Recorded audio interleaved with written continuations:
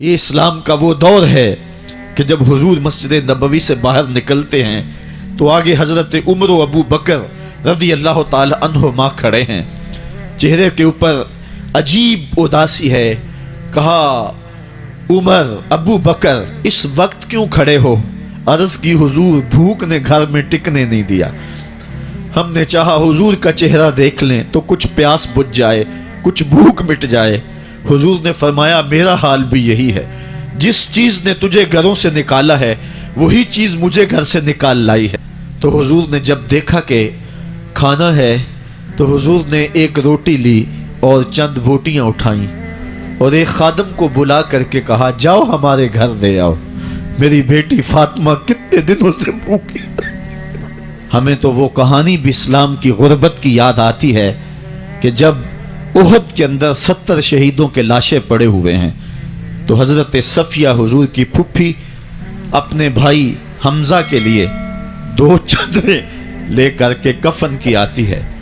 تو حضور علیہ السلام نے فرمایا کہ جس قبر میں حمزہ کو دفن کیا جائے اسی قبر میں مصعب بن عمیر کو بھی کفن دیا جائے اور دفن کیا جائے.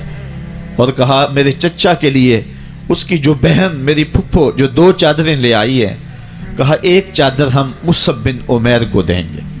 یہ مصعب بن عمیر کون ہے؟ تاریخ پڑھو، کتنی دل آویز تاریخ ہے. مکے میں ایک امیر ترین خاتون ہے جس کے بیٹے کا نام مصعب ہے اور وہ اپنے بیٹے کو اتنا خوبصورت لباس پہناتی ہے اور اتنے خوبصورت خوشبو اور عطر اس کو لگاتی ہے کہ مصعب بن عمیر جن گلیوں سے گزرتے تھے دیر تک وہ گلیاں مہکتی رہتی تھیں. لوگ کہتے تھے یہاں سے مصعب گزر کے گیا ہوگا اس لیے یہ گلیاں مہک رہی ہیں. اچھا پھر مصعب پہ نظر پڑتی ہے میرے محمد عربی کی تو مصعب بن عمیر حضور کی زلفوں کا اسیر ہو جاتا ہے. ماں کافرہ ہے، جب پتہ چلتا ہے تو اس کا لباس بھی چھین لیتی ہے، سہولتیں اور آسودگیاں بھی واپس لے لیتی ہے. پھر وہ وقت بھی آیا کہ مصعب بن عمیر حبشہ کی جانب ہجرت کر جاتے ہیں. مکے کے حالات کچھ تھوڑے سے خوشگوار نظر آئے تو وہ حبشہ سے واپس مکے جب پلٹے تو ان کے بدن پہ جو چادر تھی وہ جگہ جگہ سے پھٹی ہوئی تھی. میرے آقا کریم علیہ السلام نے دیکھا تو حضور کی آنکھوں میں آنسو ٹپکنے لگے. کہا یہ وہی مصعب ہے جو اتنا خوش پوش نوجوان تھا کہ میں نے پورے مکے میں اس سے خوبصورت لباس پہننے والا کوئی دوسرا شخص نہیں دیکھا، اور آج میرے مصعب کو پہننے کے لیے جو چادر میسر ہے وہ بھی جگہ جگہ سے پھٹی ہوئی ہے. یہ اسلام کی غربت کی کہانی ہے. اور آج احد میں یہی مصعب بن عمیر شہید ہو جاتے ہیں اور ان کے لیے کفن بھی دستیاب نہیں ہے. حضور نے کہا جو میرے چچا کے لیے 2 چادریں لائی ہیں ان میں سے ایک کا کفن مصعب کو دے دو نا اور دوسری چادر سے کفن میرے چچا کو دے دیا جائے. اچھا حضرت مصعب کے لیے بڑی چادر رکھ دی گئی اور حضرت امیر حمزہ کے لیے جو چادر تھی وہ چھوٹی تھی. اگر سر ڈھانپتے تھے تو پاؤں ننگے ہو جاتے، اگر پاؤں ڈھانپتے تھے تو سر ننگا ہو جاتا. حضور نے فرمایا میرے چچا کا سر ڈھانپ دو اور پاؤں کے اوپر اذخر نامی گھاس ڈال دو. میں یہ اسلام کی غربت کی کہانی تمہیں سنا رہا ہوں. جب میرے رسول کے چچا کے لیے پورے کفن کا ٹکڑا بھی دستیاب نہیں تھا، اسلام اس وقت بھی عزت پا گیا تھا. اسلام اس وقت بھی ذلیل نہیں تھا، اسلام اس وقت بھی سربلند تھا، اور اسلام اس وقت بھی عزتوں کی مسند پہ تھا.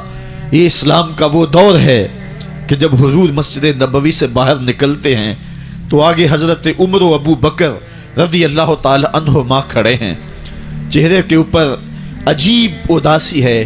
کہا عمر ابو بکر اس وقت کیوں کھڑے ہو؟ عرض کی حضور بھوک نے گھر میں ٹکنے نہیں دیا. ہم نے چاہا حضور کا چہرہ دیکھ لیں تو کچھ پیاس بجھ جائے، کچھ بھوک مٹ جائے. حضور نے فرمایا میرا حال بھی یہی ہے. جس چیز نے تجھے گھروں سے نکالا ہے وہی چیز مجھے گھر سے نکال لائی ہے.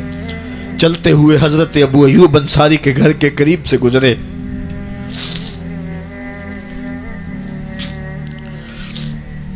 حضور کی خوشبو پا کے وہ باہر آ گئے. عرض کی بندہ نواز آج میرے مہمان نہیں بنتے؟ حضور نے کہا تمہاری مرضی. گھر لے گئے، چٹائی بچھائی، حضور کو بٹھایا، گھر والوں کو بکری کا بچہ ذبح کر کے دیا، کہا جلدی جلدی کھانا تیار کرو، میرے آقا کو بھوک لگی ہوگی۔ یہ کہہ کے واپس آئے، حضور کے پاس بیٹھے، نظر چہرے پہ پڑی تو گھبرا گئے۔ نکاحت کے آثار اتنے واضح تھے کہ سمجھ آ رہی تھی کتنے دنوں سے حضور نے کچھ نہیں کھایا۔ اٹھ کے باغ میں چلے گئے، کھجوروں کا خوشہ توڑا، حضور کے سامنے رکھا، کہا بندہ نواز جب تک کھانا تیار نہیں ہوتا یہ کھجوریں تناول فرمائیں۔ تھوڑی دیر کے بعد کھانا دسترخوان پہ لگ گیا، حضور سے عرض کی گئی حضور آئیں کھانا تناول کر لیں۔ حضور نے دسترخوان پر تشریف فرما ہو کر کے حضور نے کپڑا اٹھایا تو حضور نے جب دیکھا کہ کھانا ہے تو حضور نے ایک روٹی لی اور چند بوٹیاں اٹھائیں اور ایک خادم کو بلا کر کے کہا جاؤ ہمارے گھر دے آؤ، میری بیٹی فاطمہ کتنے دنوں سے بھوکی۔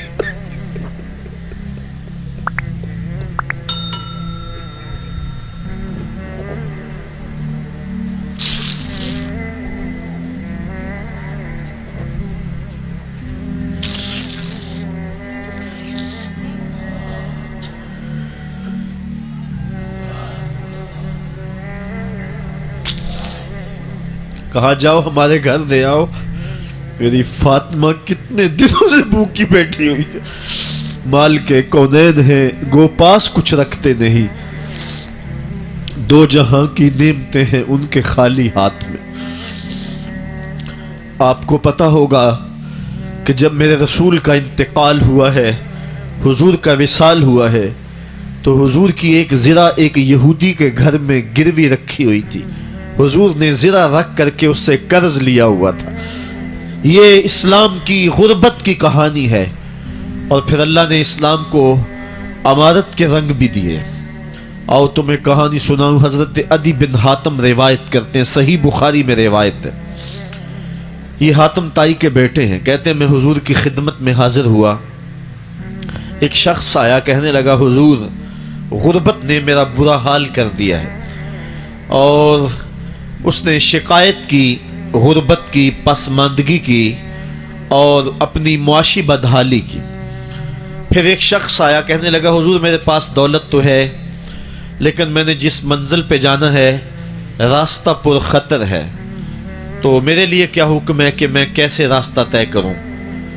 تو یہ دو لوگوں نے یہ باتیں کی تو حضرت عدی کہتے ہیں کہ حضور نے روئے سخن میری جانب موڑا اور میری جانب مخاطب ہو کے کہا عدی تو نے ہیرا دیکھا ہے؟